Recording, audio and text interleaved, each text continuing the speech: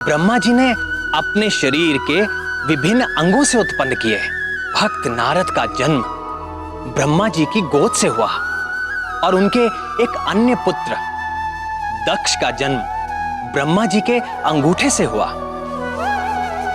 एक ही पिता की दो संतानें, दक्ष और नारद, इन दोनों के बीच का मतभेद ही नारद जी की कलह प्रियता का कारण बन गया। भजमन नारायण नारायण हरे। पूर्व कर्मों के कारण नारद जी के मन में संसार के प्रति वैराग्य जागा हुआ था। अतः नारद जी ने गृहस्थ आश्रम को स्वीकार नहीं किया और वो वैरागी भक्त हो गए। प्रजापति दक्ष अपने पिता ब्रह्मा जी की आज्ञा मानकर गृहस्थ हो गए और सृष्टि का विस्तार करने में उनकी सहायता करने लगे। किंतु दक्ष को प्रजाओं की सृष्टि व पालन करते हुए अपने पद का झूठा अहंकार हो गया। आज मैं तुझे तेरे कर्मों का उचित दंड देता हूं। और वो हठी व क्रोधी हो गए। पुत्रों, तुम सबकी शिक्षा पूर्ण हो चुकी है। अब मेरी इच्छा है कि तुम सब विवाह कर लो और गृहस्थ हो जाओ और सृष्टि को फैलाने में मेरा सहयोग करो। हरि ओम तत्सत। किंतु पिताजी, हमारे बड़े भाइयों ने सन्यास का मार्ग चुना और हमारे मन में भी दुविधा है। दुविधा? कैसी दुविधा?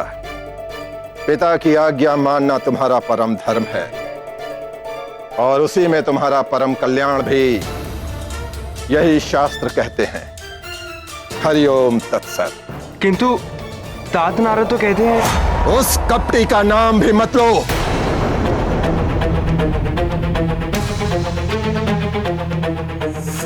ये उसी नारद की नीचता थी जिसके कारण तुम्हारे बड़े भाई सन्यासी हो गए। और उस नारद ने उनकी बुद्धि को भ्रष्ट कर दिया था। हे गोविंद, प्रजापति दक्ष के वे कौन से पुत्र थे जिनको नारद जी ने सन्यासी बना दिया? जब ब्रह्मा जी ने दक्ष को सृष्टि का विस्तार करने के लिए कहा तो दक्ष ने अपनी पत्नी वीरनी के गर्भ से हर्यश्व नामक 5 सहस्र पुत्रों को उत्पन्न किया। नारद जी ने उन्हें गृहस्थ आश्रम के विरुद्ध उपदेश देकर सन्यासी बना दिया। इस प्रसंग में भी नारद का कोई दोष नहीं था। उन दक्ष पुत्रों की बुद्धि गृहस्थ आश्रम में नहीं थी। अपने पूर्व कर्मों के कारण वो सन्यास के अधिकारी हो ही चुके थे। नारद ने केवल उन्हें प्रेरणा भर दी। तो प्रजापति दक्ष ने फिर क्या किया? देखो मेरे पुत्रों, मेरे पास क्या नहीं है। धन संपदा है, पशुधन है, राज्य है, हंसता खेलता परिवार है मेरा। संसार का हर सुख मुझे उपलब्ध है। क्यों? क्योंकि मैं गृहस्थ हूं और गृहस्थ आश्रम ही आत्म कल्याण का शास्त्र सम्मत मार्ग है। और तुम लोग भी गृहस्थ हो गए। ये मेरी इच्छा ही नहीं, मेरा आदेश भी है। हरि ओम तत्सत। स्मरण रहे, अपने उस ढोंगी नारद से दूर ही रहना। उसके निकट भी मत जाना। यदि वो निकट आए तो तुम लोग उससे दूर चले जाना। यदि वो फिर भी बोले तो अपने कान ढक लेना। समझ गए ना?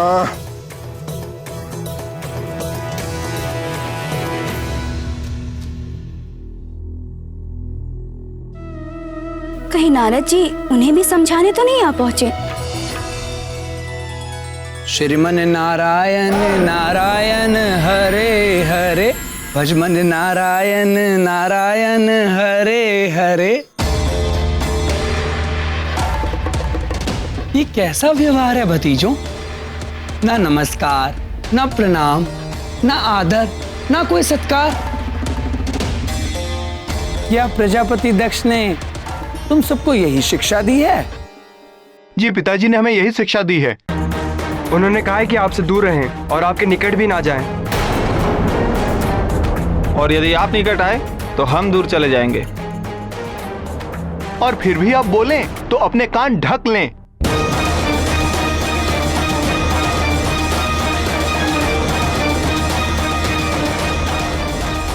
पिताश्री ने हमें बता दिया है, आत्म कल्याण का सच्चा मार्ग गृहस्थ धर्म ही है।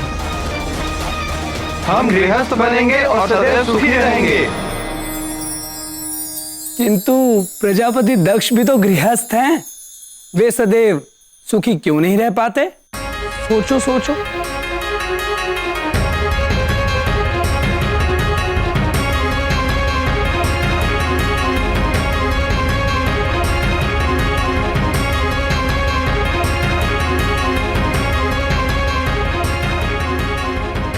क्या तुमने उन्हें कभी क्रोध में या दुखी देखा है? पिताजी तो आज ही क्रोधित हो गए थे। पिताजी तो प्रतिदिन क्रोध करते हैं। क्रोध तो उनका स्वभाव बन चुका है। फिर तो दुखी और शुभ भी होते होंगे। होते हैं। यदि उनकी बात प्रमाणित होती तो क्या उनके साथ ऐसा हो सकता था?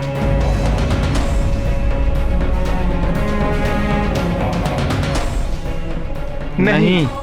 अच्छा भी है, बताओ, क्या तुम में से किसी ने भी मुझे कभी भी क्रोध करते हुए या आंसू बहाते हुए देखा है? नहीं, आप तो सदैव प्रसन्न मुद्रा में ही रहते हैं। क्या मैं गृहस्थ हूं नहीं। और सदैव सुखी रहते हैं। प्रजापति दक्ष गृहस्थ है और सदैव सदैव दुखी रहते हैं।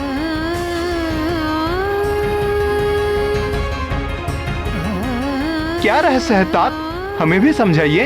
वैराग्य, इच्छाओं से मुक्ति। इच्छाओं से मुक्त होते ही व्यक्ति के सारे दुख समाप्त हो जाते हैं। ऐसा नहीं कि वैवाहिक व्यक्ति सदैव दुखी ही रहेगा, पर साधारण मनुष्यों के लिए विवाह करना और सुख भी पाना बड़ा ही कठिन है। भगवान महादेव और जगदम्बा पार्वती का विवाह सफल है क्योंकि उनमें सांसारिक इच्छाएं नहीं हैं। उनसे उपजने वाले लोभ, मोह और क्रोध जैसे भाव नहीं हैं।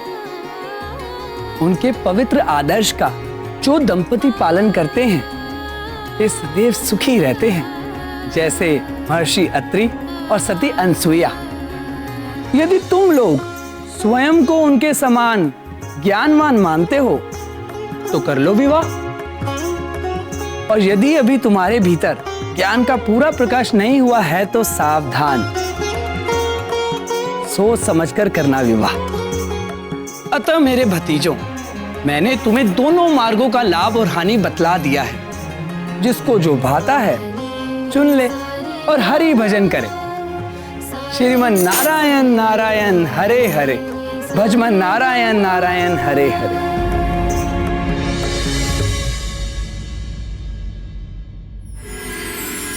प्रिय नारद ने दक्ष के उन 1 सहस्र पुत्रों को भी सन्यासी बना दिया और पृथ्वी के कोने कोने में भेज दिया। प्रजापति दक्ष ने फिर क्या किया? उनको तो बड़ा क्रोध आया होगा। आया, और उसी क्रोध के आवेश में उन्होंने नारद जी को श्राप दे डाला। अपने ही वंश बेल को काटने वाले वंश खाते ही आज मैं तुझे तेरे कर्मों का उचित दंड देता हूं। जिस प्रकार तूने मेरे पुत्रों को पृथ्वी के कोने कोने में भटकने के लिए भेज दिया है, उसी प्रकार तू भी सारे संसार में भटकता रहेगा, भटकता रहेगा, भटकता रहेगा। 2 घड़ी से अधिक तू कभी भी किसी स्थान पर नहीं टिक सकेगा और सारे ब्रह्मांड में तू कलह प्रिय के नाम से कुख्यात हो जाएगा, कुख्यात हो जाएगा, कुख्यात हो जाएगा। यदि श्रद्धेय नारद जी चाहते तो वो भी पलटकर दक्ष को श्राप दे सकते थे, किंतु अपने निर्मल संत स्वभाव के चलते उन्होंने दक्ष के श्राप को मेरी इच्छा मानकर चुपचाप स्वीकार कर लिया। और विडंबना यह है कि अपने इन्हीं श्रापों के कारण नारद जी सारे संसार में घूम घूम कर लोक कल्याण करते हैं और सर्वत्र सम्मानित होते हैं। किसी भी कर्म का चरित्र उसके परिणाम से उजागर होता है। नारद जी जो भी करते हैं उसका परिणाम सदैव लोक कल्याण ही होता है। नारद जी अपने समर्पण और भक्ति के कारण अनेक प्रकार की शक्तियों से संपन्न है। वे भूत व भविष्य की भी ज्ञाता है। नारद जी ये जानते थे कि हनुमान लल्ला पर कुछ प्रभाव न पड़ेगा और वाली के विष देने से हनुमान लल्ला का क्या गया, उल्टे हनुमान लल्ला को तो दिव्य कुंडल और प्राप्त हो गए। हे प्राणवल्लभ, हनुमान लल्ला इतने प्यारे क्यों हैं? मन करता है उन्हें गोद में उठाकर हृदय से लगाकर जी भरकर दुलार करूं। कुछ बालक होते ही ऐसे हैं जो हर देखने वाले का हृदय हर लेते हैं। बधाई हो महारानी जी, बधाई हो महाराज। देखो पुत्र, ये है दाई माँ।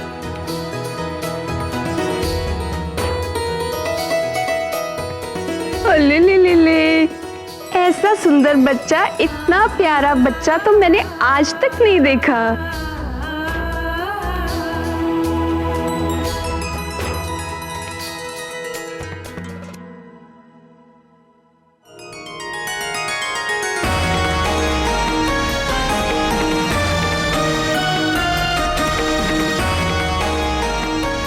आज मैं बहुत प्रसन्न हूँ। हम चाहते हैं हमारी इस प्रसन्नता में सारा नगर सम्मिलित हो। सारे नगर को दीपमाला, पुष्पावली और तोरणों से सजाया जाए। मंदिरों और भवन की विशेष तौर से सज्जा की जाए। आगामी 1.25 मास तक प्रत्येक दिन उत्सव आयोजित किया जाए। कोई भी व्यक्ति भूखा, उदास और दुखी ना हो। प्रत्येक दिन राजभवन में सर्वसाधारण के लिए राजभोग की व्यवस्था की जाए। नाथ, मेरी एक इच्छा थी। आज्ञा प्राणेश्वरी। मैंने सुना है कि माता को गर्भकाल के वक्त जो व्यंजन पसंद आते हैं उनका संबंध शिशु से होता है, और गर्भ अवस्था में मुझे क्या अच्छा लगता था ये तो आप जानते ही हैं। खीर, खीर बहुत पसंद है हमारे लाल को।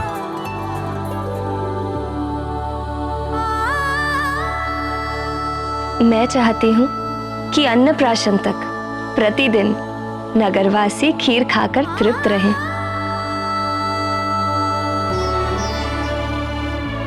और यदि हमारे लाल ने तुम्हारी ही तरह भूख का प्रदर्शन किया तो अन्नप्राशन के पश्चात किसी और के खाने के लिए खीर बचा ही नहीं करेगी, क्योंकि सारी तो यही खा जाएगा।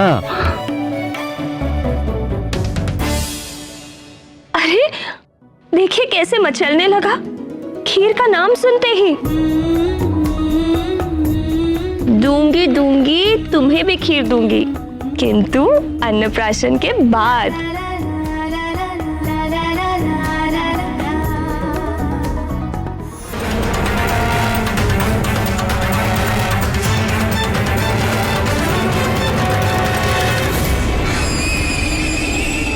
कितने वर्षों के पश्चात युवराज के जन्मोत्सव का ये शुभ अवसर आया है। प्रातःकाल के उस अलौकिक तेज को पंडितों ने बड़ा ही शुभ सगुन बताया है। वो दिव्य तेज हमारे युवराज की देह से ही निकला था। क्या? तब तो निश्चित ही किसी दिव्यात्मा ने अवतार लिया है हमारे युवराज के रूप में।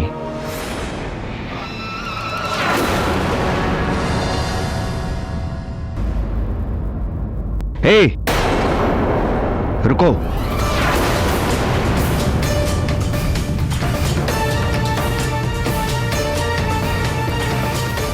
लो भाई, मुंह मीठा करो, खीर खा लो अरे संकोच मत करो, तुम जानते नहीं हो क्या, युवराज ने जन्म लिया है। ले लो।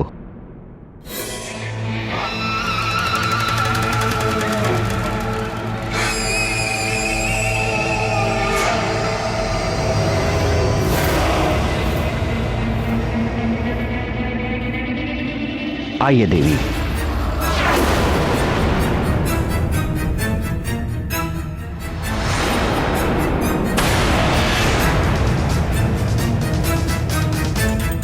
अब तो खीर से घृणा हो गई है। एक बार बच गया, पर मुझ महानतम का वार व्यर्थ नहीं जाएगा हर बार।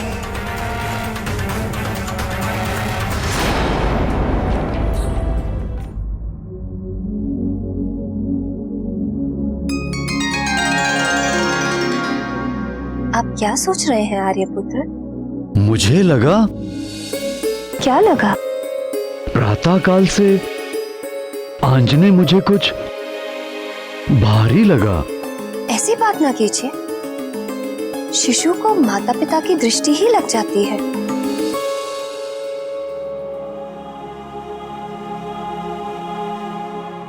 वाली ऐसा अहंकारी था जिसे किसी भी स्थिति में हार स्वीकार नहीं थी। हनुमान लला को मारने में एक बार असफल हो जाने पर निराश होना तो दूर, उल्टे और हट पर अड़ गया। फिर वो एक और क्रूर योजना के साथ आंजनेय को मारने जा पहुंचा।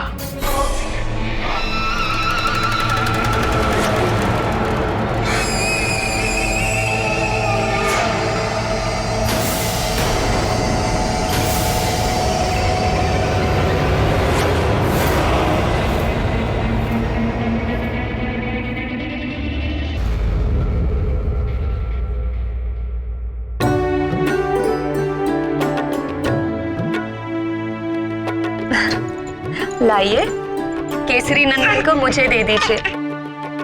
इनके स्नान का समय हो गया है। अभी नहीं जाना, अभी तो हमारे साथ खेलेंगे।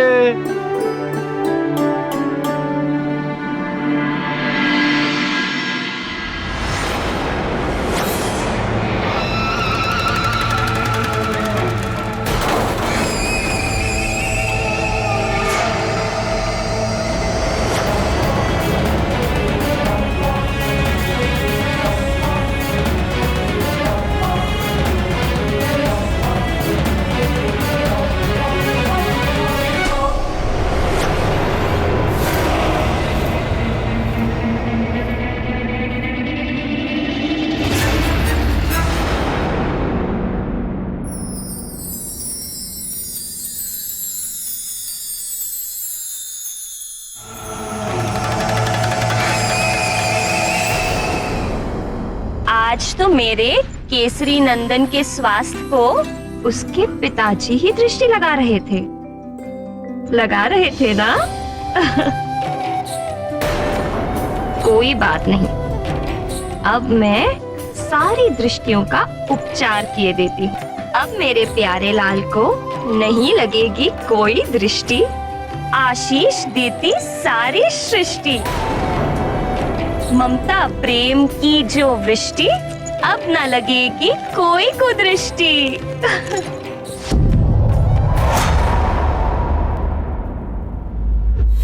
मुझे देख रहा है, मुझ महानतम को ही देख रहा है तो सुन ले मरकट, मैं महानतम तेरा काल हूँ।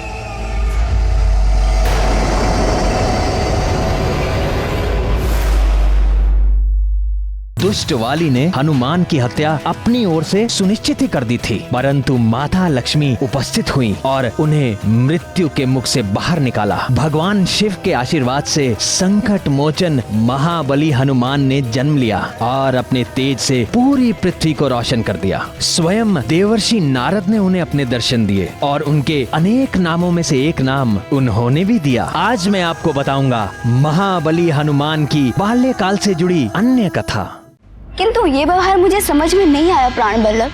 देवऋषि तो हनुमान के विरुद्ध वाली के कान भरते हैं और दूसरी ओर भाव विभोर होकर हनुमान लला को अनेक आशीर्वाद दे डालते हैं। मैंने तो अपने पिता परमविषि जाम्बवान से सुना था, संगीत ज्योतिष के महाविद्वान, भक्ति शास्त्र के प्रथम आचार्य और वैकुंठवासी विष्णु अर्थात आपके परम भक्त हैं। और दूसरी ओर हर प्रकार की कलह प्रसंग में उनकी भूमिका सुनने में आती है। प्रभु, नारद जी के चरित्र की इस गुत्थी को केवल आप ही सुलझा सकते हैं। बताइए ना, इसके पीछे क्या रहस्य है?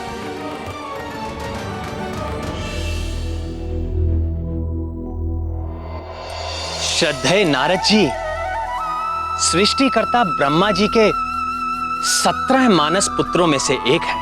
ये 17 पुत्र मानसिक संकल्प मात्र से ब्रह्मा जी ने अपने शरीर के विभिन्न अंगों से उत्पन्न किए। भक्त नारद का जन्म